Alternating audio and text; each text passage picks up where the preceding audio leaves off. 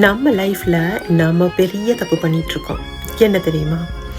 நம்ம லைஃப்பில் எல்லா விஷயத்துக்கும் ரியாக்ட் பண்ணிக்கிட்டு இருக்குது. அதுவும் சும்மா இல்லை, சட்டுன்னு ரியாக்ட் பண்ணிக்கிட்டு இருக்குது. நம்மளை சுற்றி எல்லாருமே நம்மளை ட்ரிகர் பண்ணிட்டு தான் இருப்பாங்க.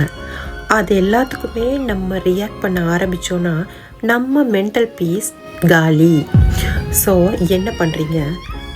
இந்த மாதிரி சிச்சுவேஷன் வரும்போது நீங்கள் ஒரு 10 to 15 செகண்ட் அப்படியே போஸ்ட் பண்ணுங்கள். போஸ்ட் பண்ணிவிட்டு கொஞ்சம் யோசிச்சு பாருங்கள், இப்போ நான் ரியாக்ட் பண்ணுறதால என் மென்டல் பீஸ் கெடும் இல்லையா அப்படின்னு யோசிச்சு பாருங்கள். அப்போ நீங்கள் அதை பண்ண மாட்டீங்க.